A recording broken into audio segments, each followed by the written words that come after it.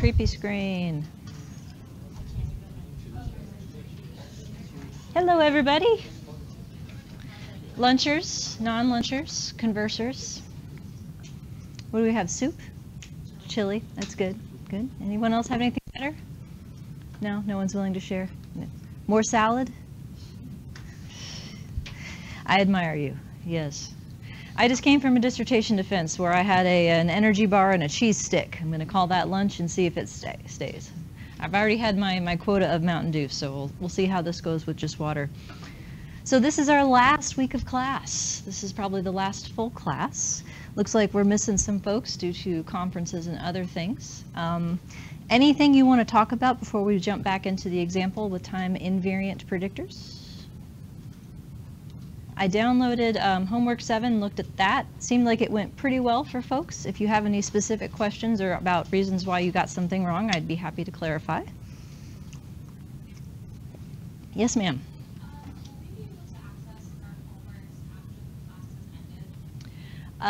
Yes, in theory, until the next time the class is offered. So for 2 years, but it's possible that we may switch server systems or something like that. So it would be in your best interest to to print the page or something, just so that you have it as a record. Oh, speaking of which, office hours next week. I was planning on coming in on Monday. Can I get a show of hands if anybody's planning to come on Monday? I was going to have like a lab open time. Folks are coming. And Heather, you might want to come on Wednesday, you said. Does anybody want to come on Wednesday instead? Would that be better? Oh, you have a final during that. Okay. Well, yes, so you guys have a Monday conflict. Who else raised their hand? Who's going to come next on Monday? You might. Do you care if it's Monday or Wednesday? Okay, should we move it to Wednesday? Would that work better for at least a few people? Did anyone object? Okay. If there's not a whole lot of people who are planning on coming, then I don't think I need 2 days, which is what I thought I might if I had lots of waving hands. But yeah, I'll make it Wednesday. I should have access to this room, but I'll double check. Yeah, I'll be here from like 1 to 4 on Wednesday. Then you can come and work on stuff. And if you're already done, then Godspeed and see you next semester. Or not. I don't know. We'll see who shows up next semester. But yeah, we're winding down.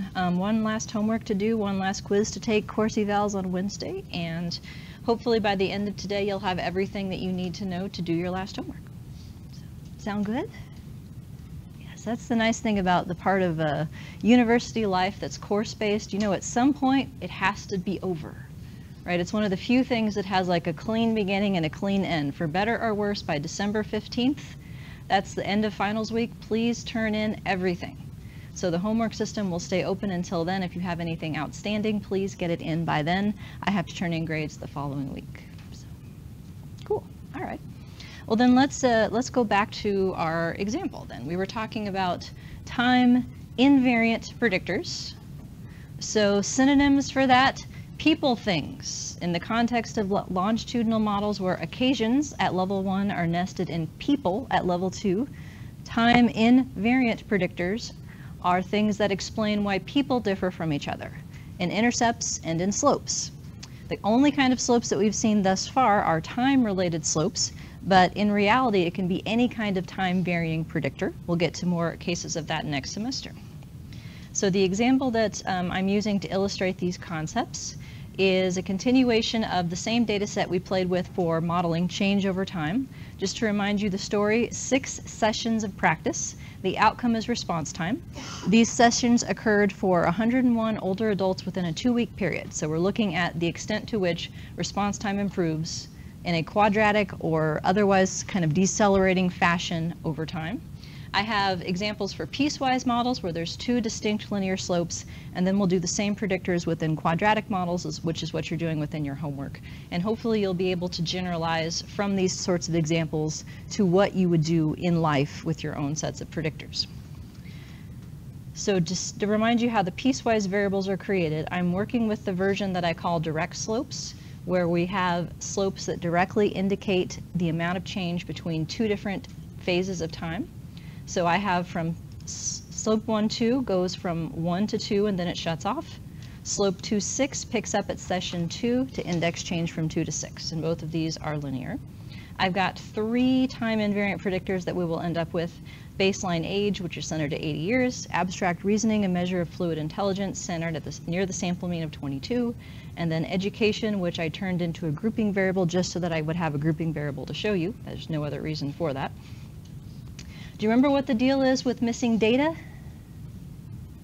How does SAS proc mixed and any other univariate multi-level modeling package handle missing data? It doesn't. What does it do? It deletes. It deletes incomplete rows. So any row that is missing a predictor or an outcome gets deleted. That's an occasion within a person using this data setup. This is for any univariate software like SAS mixed, SPSS mixed, Stata mixed, whatever the hell it's called in R. Elmer, maybe? Okay, there, got that one. I think I'm covering most of my packages there. We're going to be looking at two different kinds of effect size to characterize the effects of our predictor. So at this point, we're not adding random effects anymore, we're only adding fixed effects. Level 2 predictors cannot have random effects in a 2-level model. They can only have fixed effects. So that makes it a little bit simpler relative to where we have been. One of those effect sizes is going to be total R-square, which we have started here in the baseline model that only has time. Total R-square is the idea of putting all of the distinct piles of variance back together again and asking more simply, how much variance in this outcome does this model account for, period. The way that it is computed is to calculate what the model fixed effects say the outcome should be. That is saved in a column in a named data set on outPM. So this recreates your full data set, adds columns to the end, and the column default name is called pred. You can change it if you want. In other packages, you have to give it a name as well.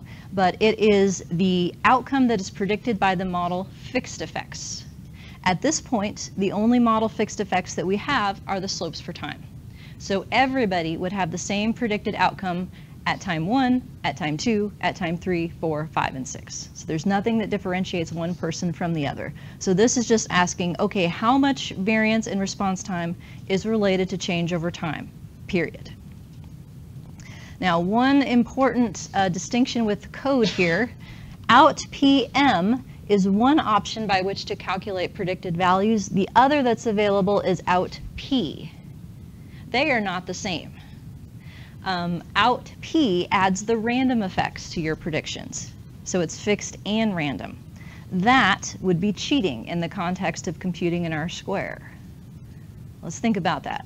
Why are we only computing R-square using predictions based on fixed effects as opposed to fixed and random? What's random mean again?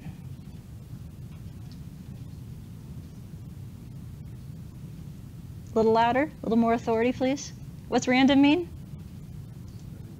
Everybody gets their own. Okay, so we phrase these as deviations from the fixed, right? Your random intercept is how far off your intercept is from the one that's predicted for you by time invariant predictors now. Your random slope is how far off your slope is from the one that's predicted for you. Are random effects known things or unknown things? They're unknown. We don't know why you're off. We just know that you are. Random effects are error terms. We took all of the error variance that was in one pile and we partitioned it into multiple piles. We know that each person needs their own intercept. We know that each person needs their own slope 1, 2, and slope 2, 6. We don't know why. So if I were to talk about variance explained, incorporating the random effects into that prediction, that is totally cheating because I'm building in error to talk about why I've explained error. Fixed effects only. So outPM is the command that gives you fixed effects only. In Stata, it is XB, pred XB, as opposed to something else. In SPSS, it's fixed pred, and I don't know what it is in R, but I'm sure there's a distinction too in the code. So make sure you're picking the option that is fixed effects only when you try to do this in your software of choice. I am also saving the variance components from this model so that I can calculate pseudo R-square later on. So two different ways of talking about effect size for these models. So here is my G-matrix correlation. I just wanted to point out that these things are negatively related, but they're not so related that they're practically redundant. That actually will happen in our quadratic model. The linear and quadratic terms are going to be so highly correlated that they're almost perfect. That's going to cause problems in calculating pseudo R-square. Otherwise, I've labeled the variance components here for you and the fixed effects. And the correlation between response time as predicted by the fixed slopes with the real response time is 0.19. 19 squared gives me this right here. So that's my total R-square before adding any fixed effects of predictors. So when we started off building unconditional models of change, we started with the baseline that had empty means random intercept only, right? And we added stuff to it. You can think of this as our new baseline for adding predictors. So the labels that I use to describe these things, what we've done up to this point in the class, I would call an unconditional model of change. Unconditional meaning nothing in it except time variables. So whatever fixed and random effects of time, whatever alternative covariance structures related to time that you need, unconditional. We are now, after this step, heading into models that are called conditional. Conditional growth models, meaning we're explaining why people change differently with predictors of various levels. So this is a new baseline. This is an important baseline because this is all the variance in the intercept that there is to be explained. This is all the variance in slope 1, 2, and this is all the variance in slope 2, 6. So this is a new type of null model. It's a new baseline. All right.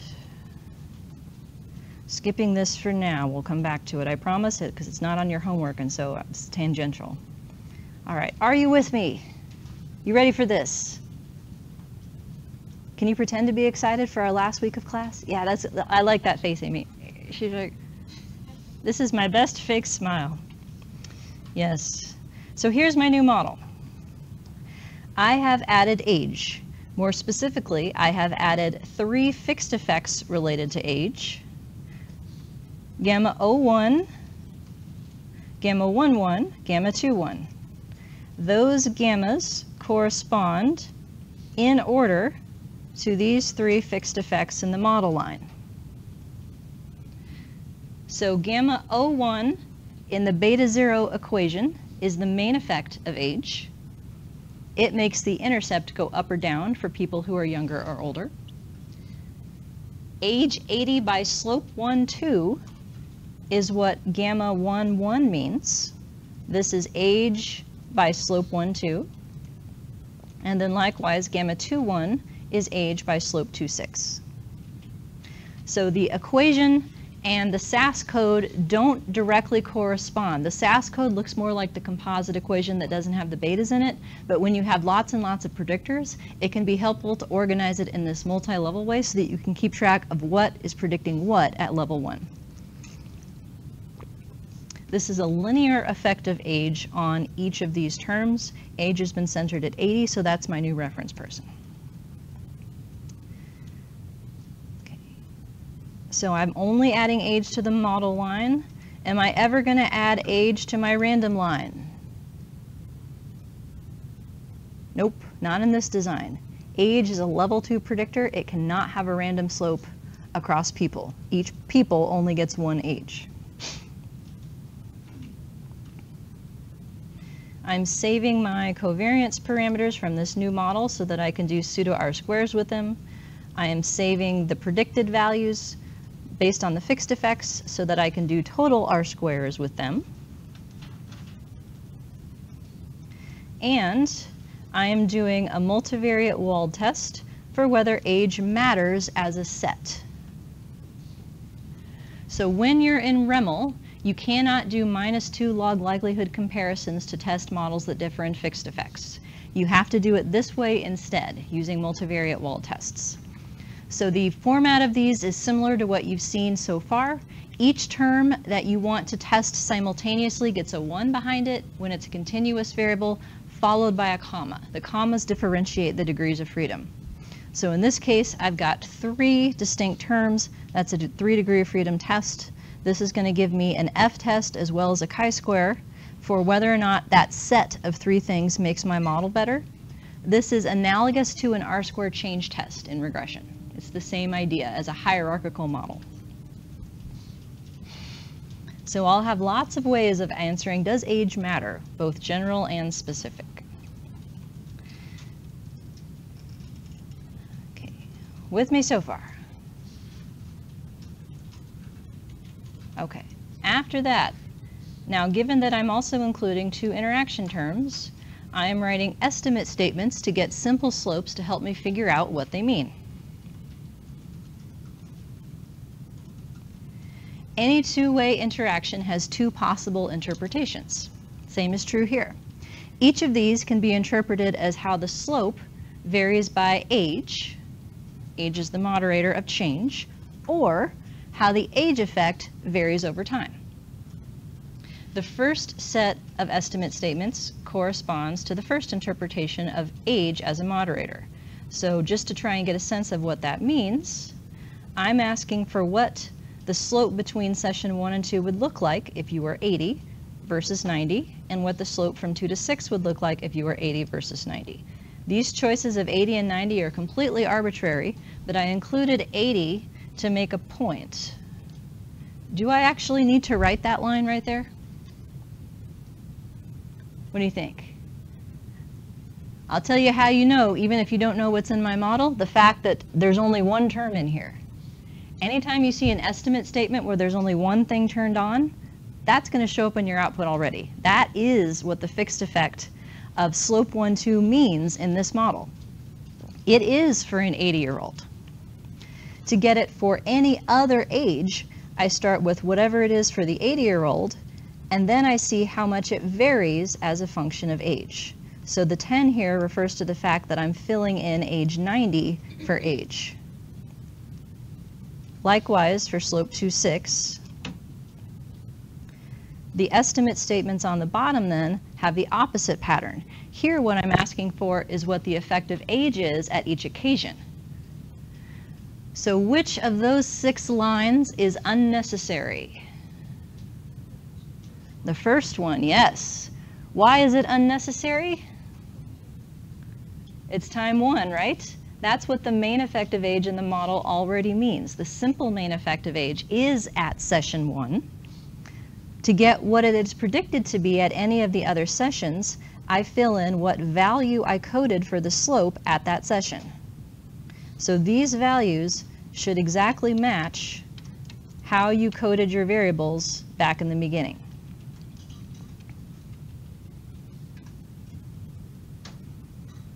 So at session 2, the first slope is active, the second slope is not. After session 2, the first slope stops at its last active value and the second slope turns on.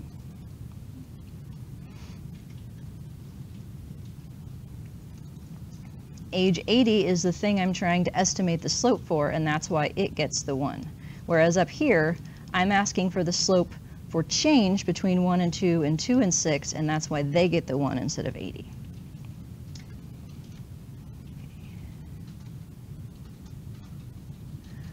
Good? Okay, this is your karate, right? We're in the karate now. You can see why I made you do things with Scrabble and crap like that. It's getting ready for this. Because even to ask a very basic question like, does age predict change? At a minimum, that's a two-way interaction. And maybe more than one in the same model. So here are my variance components as they are now. I'm going to run my pseudo Rsquare macro to see how much they've changed relative to the previous model. Here is my new information criteria table. I want to point out something here. This number of parameters, that is the number of parameters on the variance side only because we're in REML. So on your homework, if I ask you for the number of parameters, I'm going to specify total or variance side only. You'll need to add in how many fixed effects you have if you're working in REML. So what would the total number of parameters be in this model? 7 on the variance side, and that's because I have 7 lines right here. 7 lines right here is what this is referring to, plus how many gamma looking things up here? 6 fixed effects, so 13 parameters total in this model. And here's my story. So does age matter? That's the big picture question, right? Well, lots of ways to answer that. The specific answer is given here by the univariate Wald tests that looks at each potential contribution of age in predicting each level 1 random effect. I know you guys know how the difference between significant and not with respect to the p-values, but please humor me and let's just talk about the coefficients. So this set of effects right here, these 3 effects, you can think of this as a reference growth curve. That is what change is predicted to be for somebody who is 80. The easiest way to interpret this for me is to think about how that reference growth curve looks different for people of different ages, going that way in terms of the moderation. So this main effect of age right here, this is a simple main effect, specifically when in this model.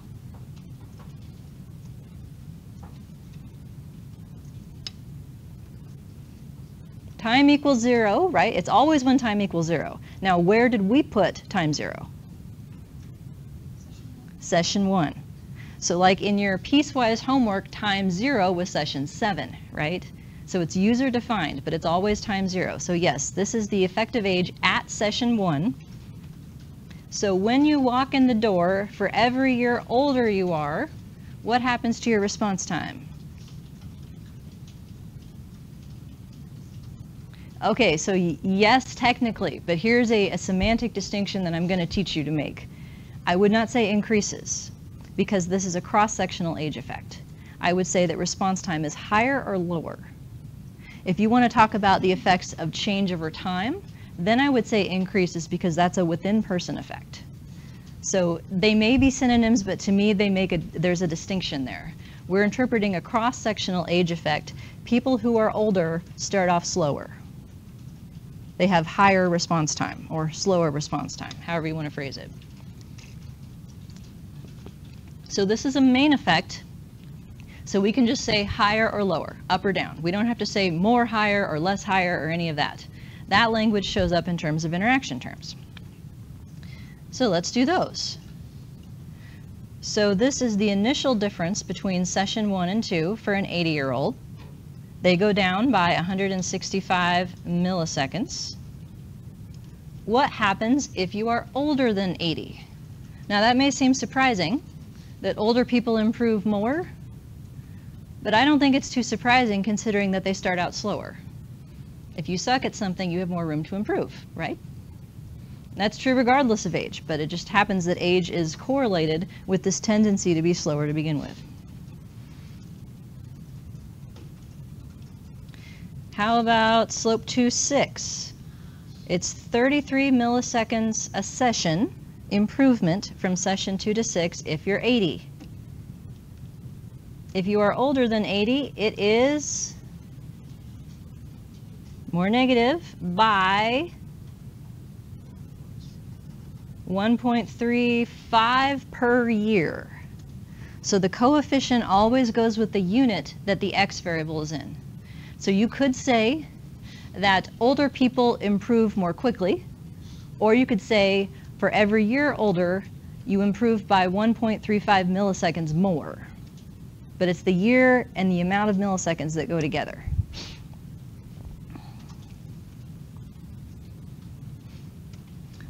So now if we look at these 3 terms and I say, does age predict change? What do you say? Now you can look at the p-values. Does age predict change? What do you think? This is a yes/no question.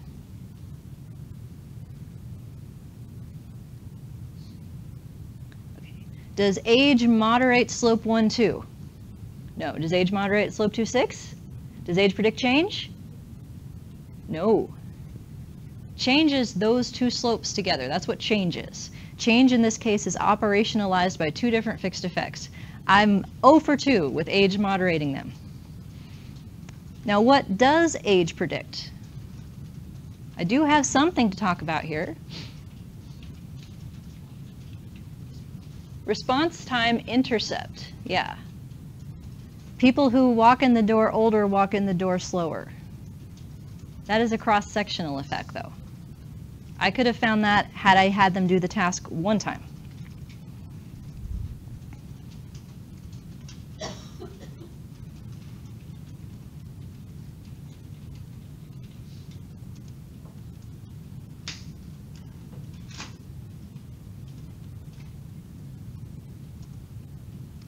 Let's go the other way. This is my simple main effective age at session 1. What happens to it at session 2? It becomes blank blank by 7.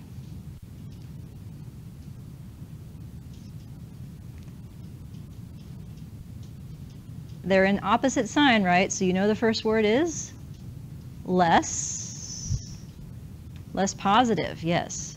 The effective age of 29 becomes less positive by 7 at session 2. So the effective age is reduced after one session of practice, non-significantly, but reduced.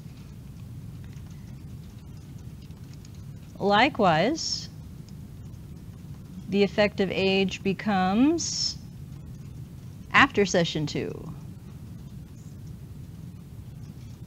Less positive again, yeah. And this is by 1.3 milliseconds a session, because that's a rate. Yeah. Can you explain why age was... Age matters in predicting intercept differences, mean differences. It does not matter in predicting change, because change in this model is operationalized by these two slopes, change over time. And the fact that these two interactions are not significant means age is not one of the reasons why people needed their own slopes. That's what I mean, yes. So then these estimate statements further elaborate the patterns that you have already identified. So first, if we look at the more negatives, an 80-year-old has a slope 1, 2 of this much, a 90-year-old has a more negative one. An 80-year-old has a slope 2, 6 of this much, a 90-year-old has a more negative one. Likewise, if we go the other way, the age effect at session 1 is what's given to us by the model.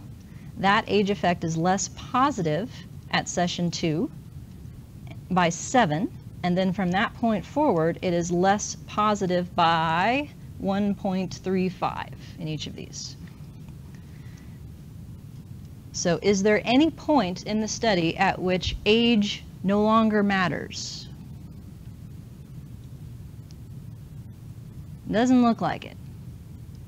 So that's the other way to think about these interaction terms. There is this main effective age. Age differentiates the intercept at all time points. So these functions are essentially parallel according to this model.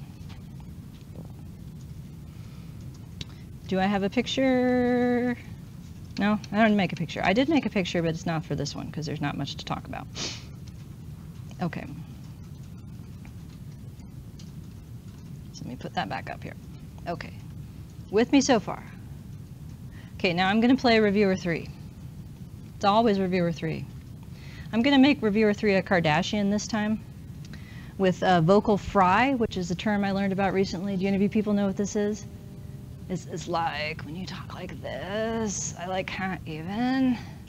I often make reviewer 3 a Valley Girl, but I thought I'd, spice things up a little bit. So, like, your sample is so small, I can't even. Like, you don't have enough power to detect change and differences in change. So, you suck. Your response? Dear reviewer 3, we apologize for sucking. However, can you think of a way to refute that? Because anytime you're going to argue the null, right, that someone's going to yell at you about power. Well, your study just didn't have enough power to find it. It's there.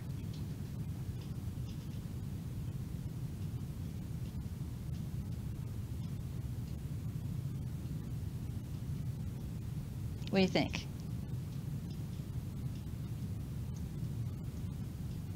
Is it, Go ahead.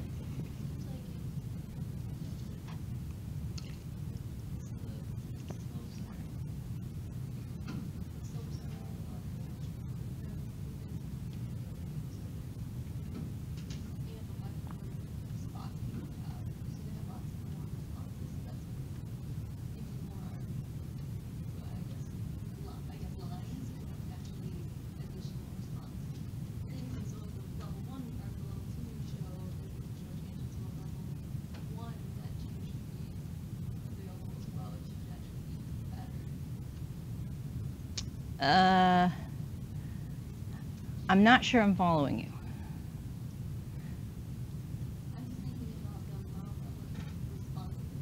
Mhm. A lot of responses. Yes. Yes. Responses. So it's additional, it's not just the 1 time or the 6 times, or the 1 time that they have is actually 6 times per percent. Yes, you're talking about the interaction of power and sample size at each level. So here's the story. If you have 101 people in 6 sessions, this data set is complete. The best case scenario is that you have 606 observations to work with, right? But you don't actually have that in terms of effective sample size. The way that you would figure out what your effective sample size is to take into account the interclass correlation of the 6 outcomes within persons, where if the interclass correlation was 0, then you'd have 606. If the interclass correlation was 1, you'd have 101. Because then you'd be perfectly correlated across time and there would be no, so somewhere in between the two is your real sample size. In this data set, the interclass correlation was like 0.84, so you're sort of closer to the 101 than you are the 606. So the slope 1-2 and the slope 2-6 are powered at the level of level 1 occasions, but the slope 1-2 by age 80 and the other interaction, those are powered at the level of people. Even though it's a slope is based on 6 observations, moderation by level 2 means it's a level 2 effect. So you only have 101 people. So how else can I defend myself? That it's not an issue of power, it's that those effects really aren't there.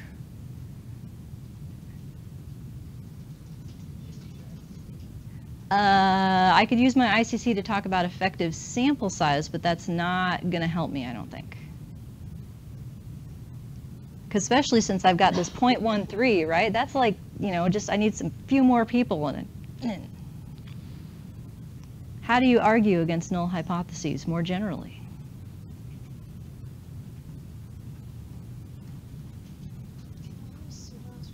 I need an effect size.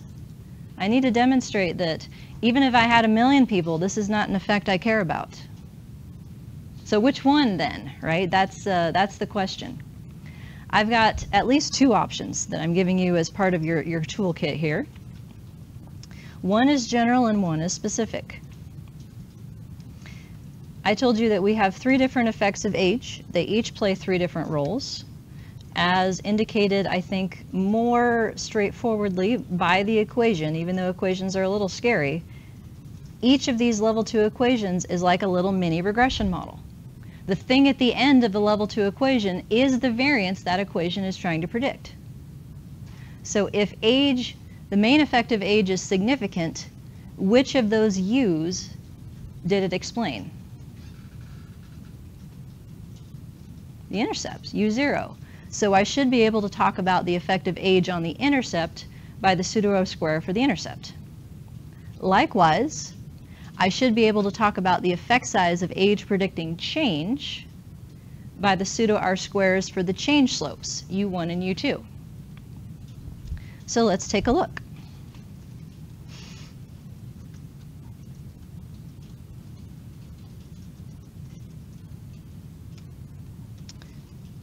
Pseudo R-square is at the top of page 5. Here we are. So this macro just takes the 2 covariance parameters tables from the baseline model, which is the unconditional model, compares it to the model that I just saved. The number of covariance parameters is the number of rows in your Cove-Parnes table. That's the 7. That's the degrees of freedom and from Rimmel. and pseudo R-square is in the last column. So yes, the one effective age that was statistically significant, the main effective age predicting the intercept, it accounted for about 11% of the reasons why people started out faster or slower. 11% of the intercept variance is accounted for by age.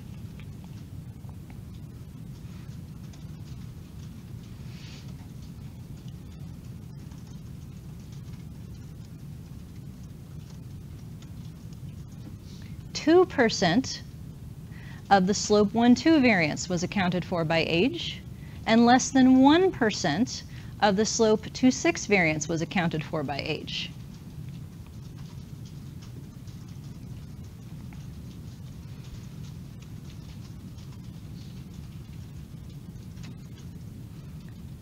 So if we put that together, dear reviewer 3, we apologize for sucking so much.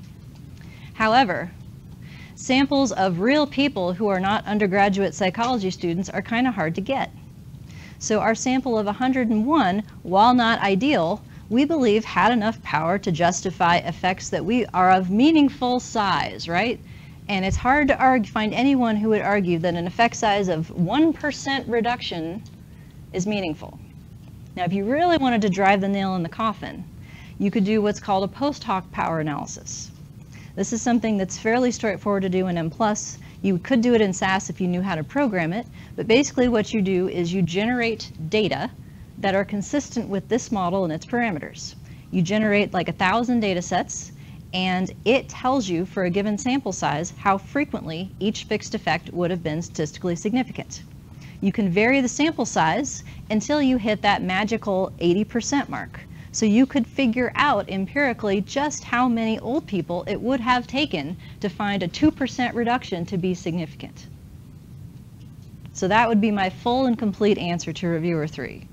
Whenever you have to argue the null, someone's going to cry power. It's up to you to say whether or not the effect size is something that you would want to potentially power or not.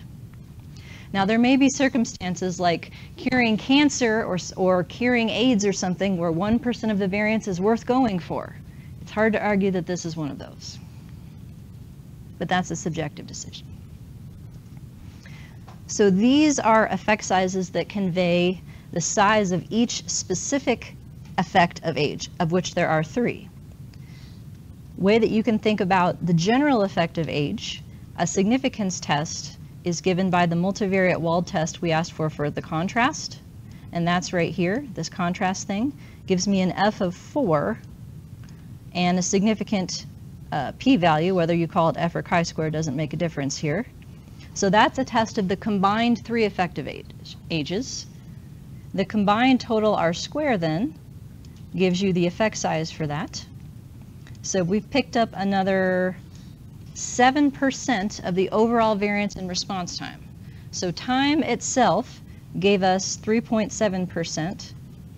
Adding age got us up to almost 11%, and here's the difference between the two. So does age matter? The 3 effective age as a whole were significant. As a whole, they accounted for 7% more variance in response time. However, the bulk of that was attributed to intercept differences. That was the only individual effective age that was significant. A cross-sectional effective age.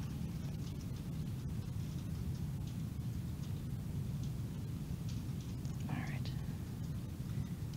Any that you want to hear again or hear more about? Yes, Tiffany.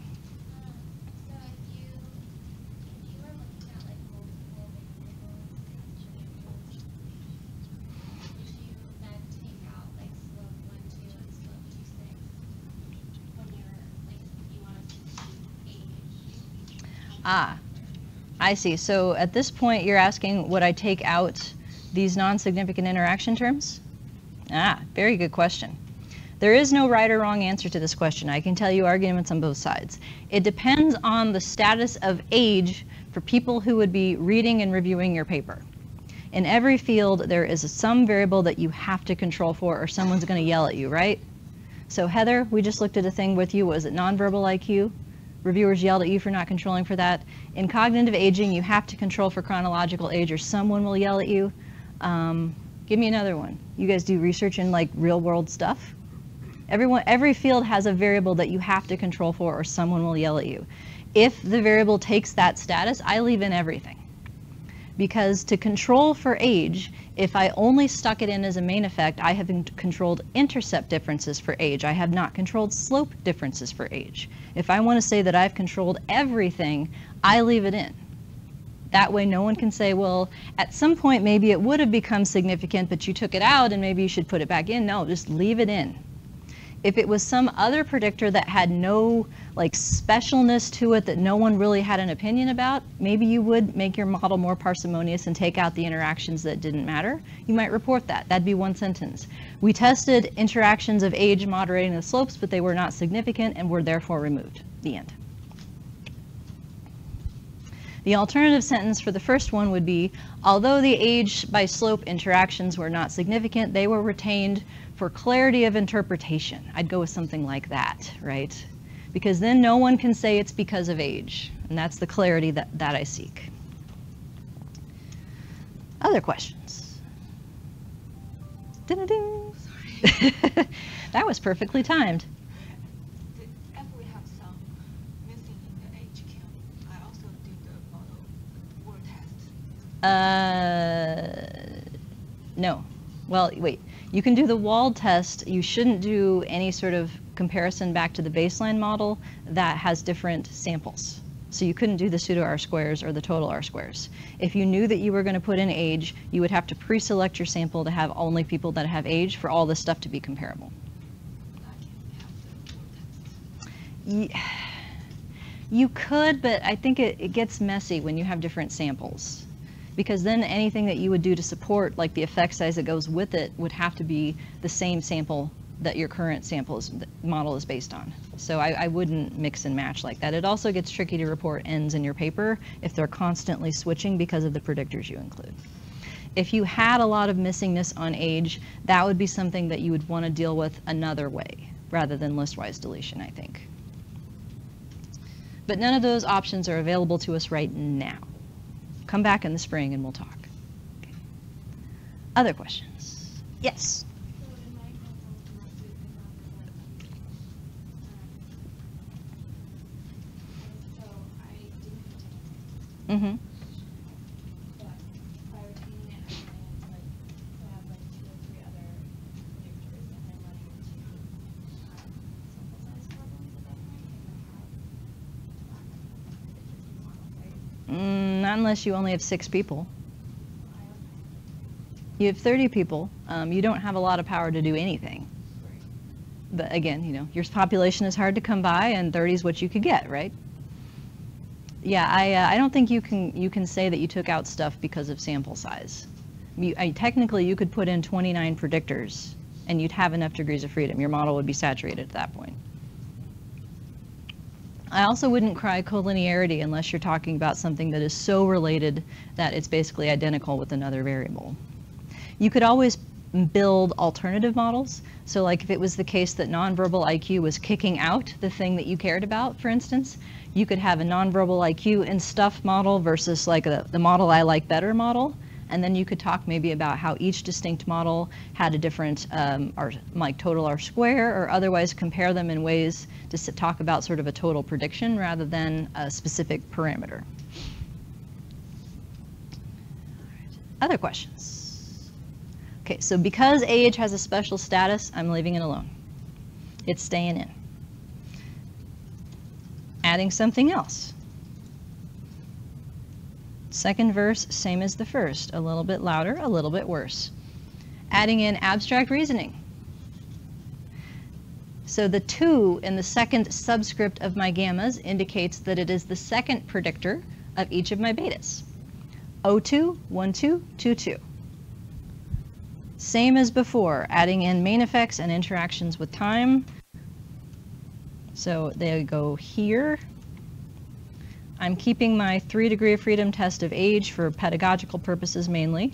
I'm adding in a parallel one for reasoning. So does reasoning matter? Broadly construed, does it help the model? I'm also asking for what the effect of reasoning is at each occasion. That's what these things do here. Because I want the effect of reasoning, the only things that go in this estimate statement are fixed effects that involve reasoning. So only reasoning and reasoning by time.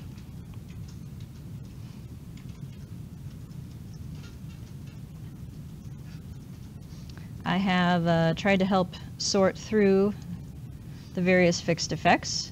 My reference growth curve now is still for an 80-year-old. It is also for an 80-year-old of average intelligence, fluid reasoning we'll call it. Age effects are pretty much the same as before, although it looks like the effect on the first slope is heading towards significance, maybe approaching. I like approaching. That means like if you come back in 2 days, it'll be there. That's what it sounds like it's on some sort of trajectory. But reasoning itself, it looks like there's a story to be told here. So, people who are smarter when they walk in the door do what at the first session?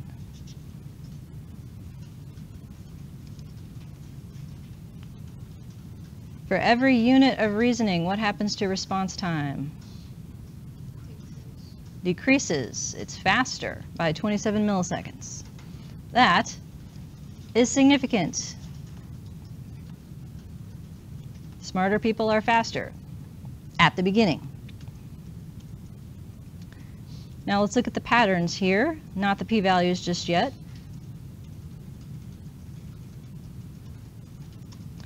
My rate of change between 1 and 2 is negative. People who have greater reasoning, what kind of change is that? Which pattern am I looking at here? That's a more negative, yes. Smarter people change more between 1 and 2. They decline by an additional 4 milliseconds per unit of reasoning, and I have no idea what a unit is. It's just a score in this case. Non-significant. Last but not least, slope 2.6 is also negative. What happens to it in smarter people? This is an opposite pattern 1. Less something. This is a less negative. So yeah, smarter people improve at a shallower rate, I would say. Response time goes down less if you're smarter. Probably because you're already doing better, right? You start out lower. It's harder to improve. And this time it is significant.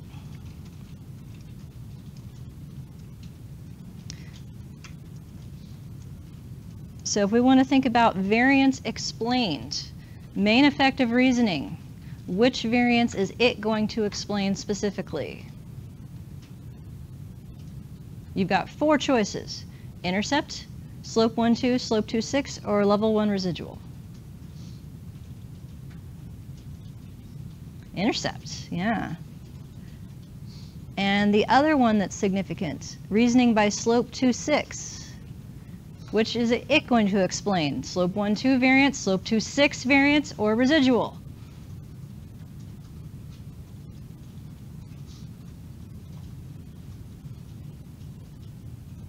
Come on. Slope 1.2 variance, slope 2.6 variance, that's in its name. Yeah. Yeah, that one.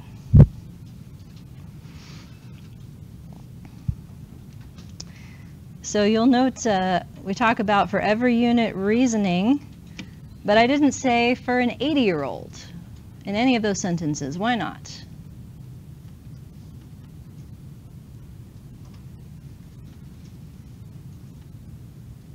Are those effects conditional on age? Those reasoning effects? Nope.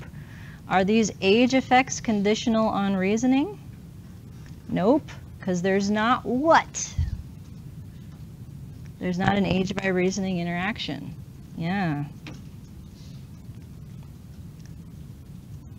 So here is the effective reasoning at each session.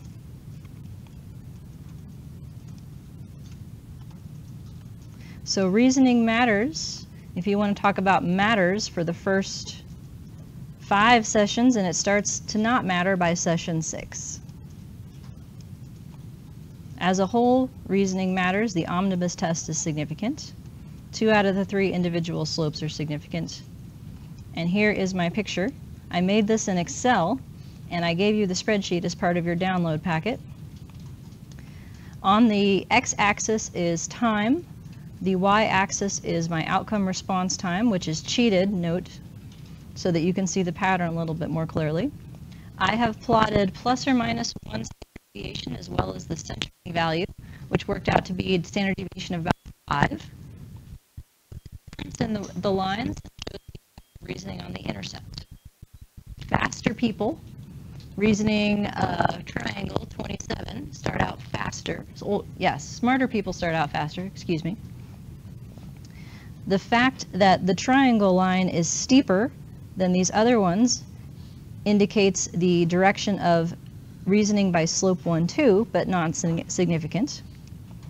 And the shallower slopes for the smart people indicates reasoning by slope 2, 6. So the fact that the second half of it is non-parallel, that's your significant interaction. Yes, ma'am. So this is graphing the effect of reasoning? Nope. This is graphing the effect of time for people with different levels of reasoning. So each of those lines is a hypothetical person in my data set of either the mean or plus or minus 1 standard deviation on the reasoning scale. This, by the way, is something you'll have to explain to reviewers too. Sometimes they think that you cut up your variable to make these lines. Just tell them, no, these are predicted, or these are prototypes, or these are hypothetical. These are like any synonym you can think of that tell them that you did not cut up reasoning into high, medium, and low to make this picture. I could have plotted any value of reasoning. I chose these ones to make a point. I needed something that looked reasonably low, something that looked reasonably high, and something that looked reasonably middle. So yes. Yeah. Here's my, yeah. I ran descriptives on the reasoning variable, figured out what a standard deviation was, and I plugged that value into my spreadsheet. Would you like to see my spreadsheet? Okay. How about we get it out? Lecture, example 7. Yes, I often do plots in Excel because it's easy to see how the values are created and because it's easy to share them with collaborators who may not have SAS or R or any other specific program. But the way I did this is to copy in, oh, this is quadratic. Let me find piecewise. There we go. So this is the model we're looking at now. It's not the most efficient code, but it's the most transparent. I copied in the fixed effects. I then created 6 lines for each hypothetical person. So here's my reasoning low, my reasoning middle, my reasoning high. Note that these are relative to the centered values because reasoning is centered at 22. I then filled in what the slope values would be for each of these occasions. And then over here, generated the predictions. So wait, hang on. I did the predictions in this column and then sent them over here so that Excel could graph them more easily. So I know this font isn't very big, but the way it goes is intercept plus slope times variable plus slope times variable plus slope times variable, and then these are my interaction terms in which there's 1 slope and 2 variables. So for ease of being able to drag my formulas across the page, I just copied down the fixed effects, filled in values, and then made it like this. So then these ones, you can see where they came from in the predicted column. Could I have plotted reasoning 10? Sure, if I had one in my data set. Whatever you want to plot. I would make them real people. That would be helpful. But other than that, there's no rules. So even though you figured out the effect of reasoning at each session, Mm-hmm. you only need to use the intersection for the reasoning part. Yeah, because the model already tells you via these interaction terms how the effect of reasoning changes across sessions. So I only need to know the effect of reasoning at one time, and I can extrapolate what it would be at any other time because of those parameters. The estimate statements sort of help to illustrate the general pattern. Like the way that I would describe this is like the overall pattern is that, you know, reasoning matters less as you get more practice. However, it still matters. Like the model predicted effect of reasoning at each session is still significantly negative. That's how I would phrase it. These are predictions. This is not like what it is at each session. If you wanted to know for sure what it is at each session, that's when you would go back to a saturated means model by which you can get reasoning at 1, at 2, at 3, and not reasoning by what is predicted at 2, predicted at 3 through the trajectory.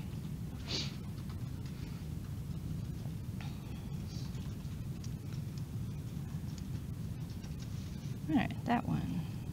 So yes, effect sizes, we picked up another 5% of the intercept variance, and ruh-roh, pseudo R-square is negative for the middle one, which is slope 1, 2. That's why it's called pseudo, friends. It can go negative. That means you made your variance bigger.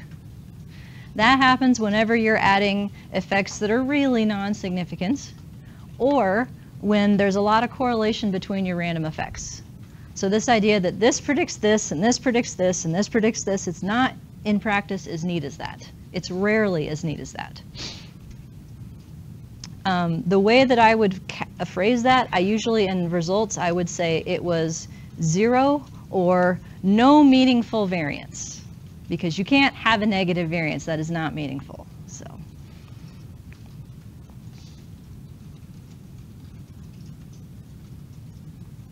All right. 2.2 is 2.6. I know that because it is always in the order in which you put it in your random line. This is the first one, this is the second one, this is 2.2, excuse me, 3.3 is this one. So the one that went up is the one where the p-value was like 0.5. It was the smallest effect. The other ones actually did go down like they were supposed to. All right. Okay. Do you want to see education group? Why not, right? So education group is one predictor, but because there's 3 groups, you got to have 2 effects. So it's a 2 contrast variable. I am using the class statement in this example, letting SAS do the coding for me, and therefore in the equation I have represented the contrast with what SAS does by default, which is make the highest group alphabetically or numerically the reference. So I've picked up 03 and 04.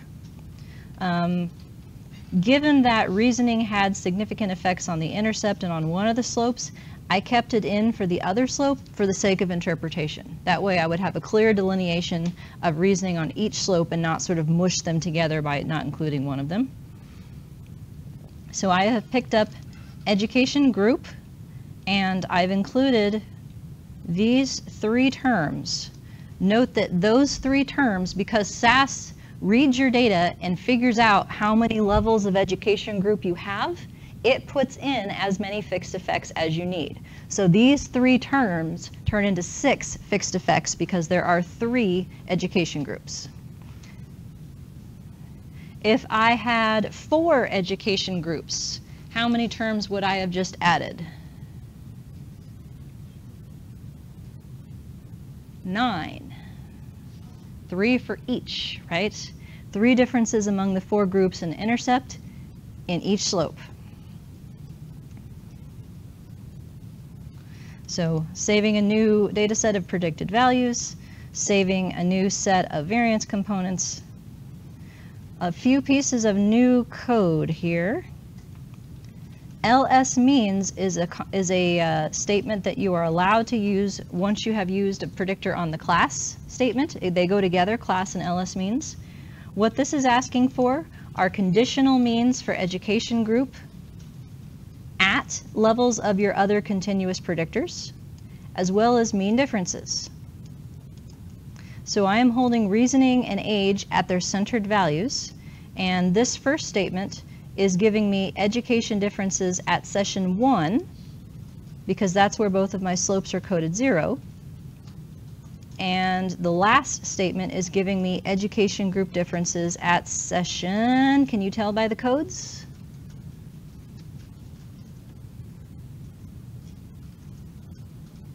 Six, yep. That's what they're coded at the last occasion. So this is, again, just a way to try and describe what is the effective education doing. How spread out are the education groups at the beginning, and how spread out are they at the end? I could have done it for every single session if I felt like it, but 2 is enough to illustrate the concept. I'm also asking for follow-ups with respect to each education group difference. And these estimate statements look a little different than what you're used to.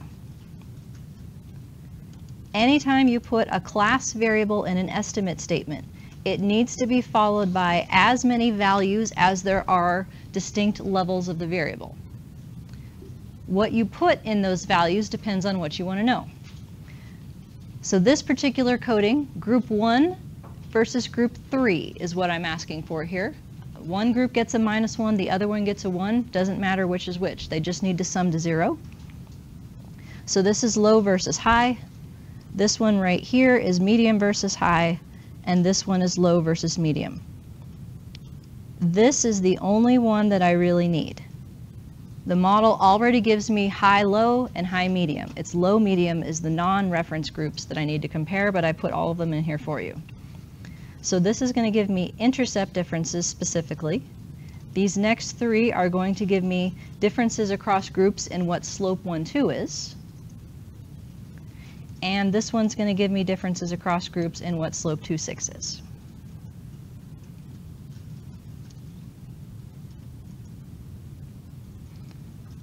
So we have our usual set of effects. The group that SAS has declared the reference gets the 0. So it's giving you the numbers here. Each of these represents a difference relative to group 3. So the intercept for group 2 is 25 milliseconds higher than for group 3, but that's non-significant.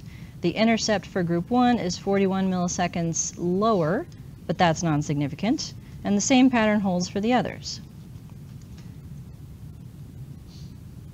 Whenever you specify a class variable, you also get by default a multivariate walled test for each of the terms you've added.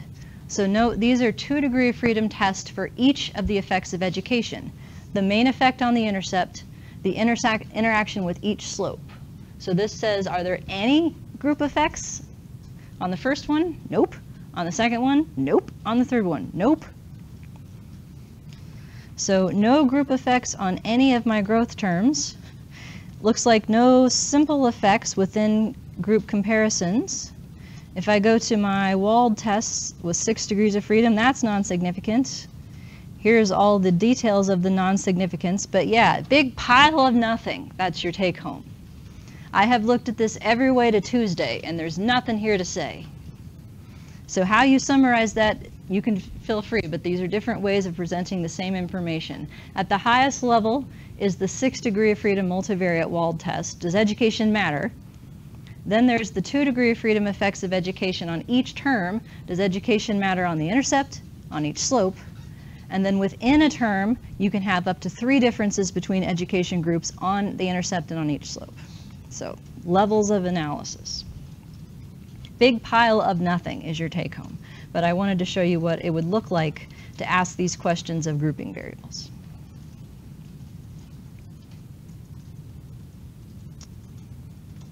Okay, and pseudo R-squares, all negative, further indicating big pile of nothing.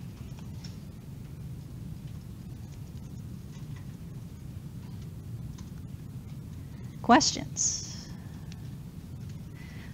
So I'm going to drop education in completely because it was a big pile of nothing and show you what it would look like if we added interactions among time invariant predictors, age by reasoning.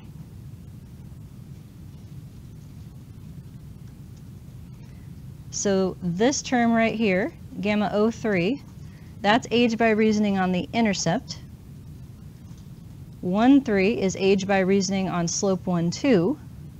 And 2, 3 is age by reasoning on slope 2, 6. So these latter two gammas are three-way interactions.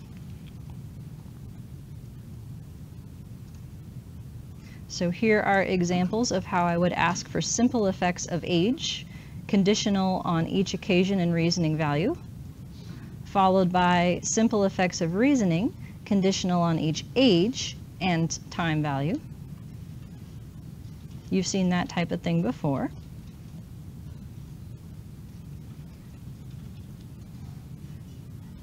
So now in terms of interpretation, we would go through the same process as usual, but keep in mind what's conditional.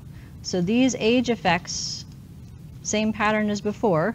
Older people are faster to begin with, but they don't change differently. That is now specific to reasoning 22. Likewise, the reasoning effects are specific to an 80-year-old, same pattern as before. And these two-way interactions then talk about what happens to each level 1 term as a function of the interaction. So let's do that one and that one for practice. There. Age slope for reasoning 22 is positive and significant. What happens to that age slope in smarter people? That's a less positive. Let's go the other way. Reasoning slope is negative. That's for age 80. What happens to that reasoning slope in older people? More negative, bigger. You can do the same thing for each of these slopes, right? We have the slope between 1 and 2 is negative. Being older makes it more negative. Being smarter makes it more negative. However, that thing, that's going to be a tricky one. Let's start with this one. So the minus 8. For every year older, your slope 1, 2 becomes more negative by 8. That, we'll call that enhancement of the slope by age. Does what in smarter people? Which pattern is this? It's a less negative. So if we try to put that together, age makes you change more if you're less smart, right? So the extent to which age benefits the slope, I'll call it that because it's a more negative, it's a slowing down, is reduced. That's how I would go with that. You could go the other way too. Let's do this one.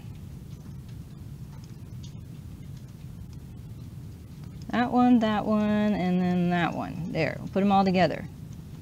So, 80-year-olds of average intelligence change by 34 milliseconds a session. If you are smarter, you change by less. And that tendency to change by less if you're smart is, I'm going to go with enhanced in older people, even more stronger in older people. It's a more positive.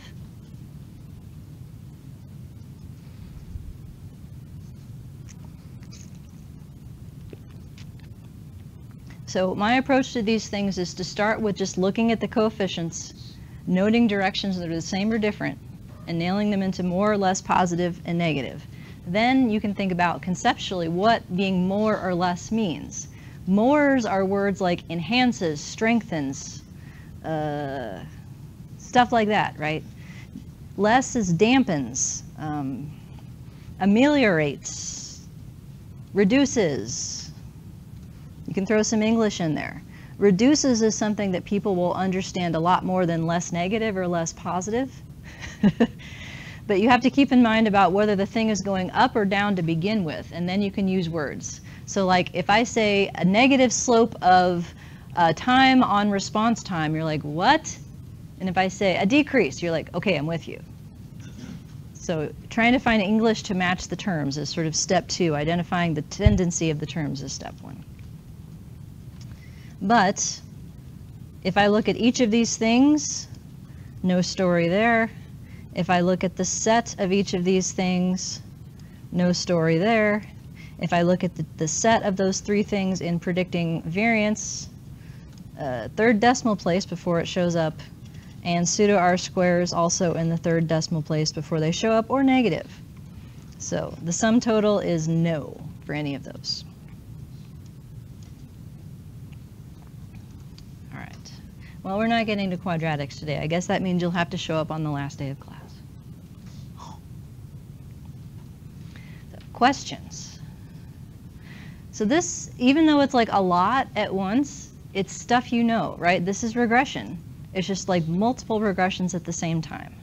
If you think about the equation, and this is where writing equations I think really does help, you can go with the general rule of what things should be predicted by just thinking about, okay, what is the variance term in the line?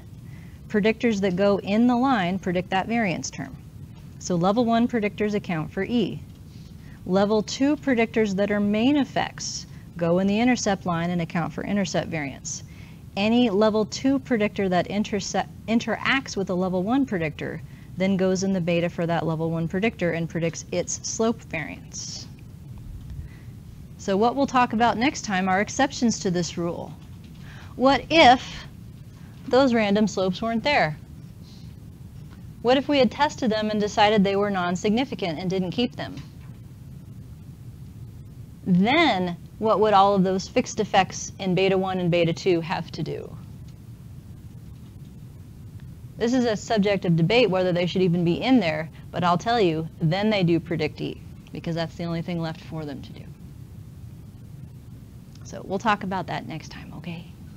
All right. Office hours start now. Let me know if you have any questions. Otherwise, see you Wednesday.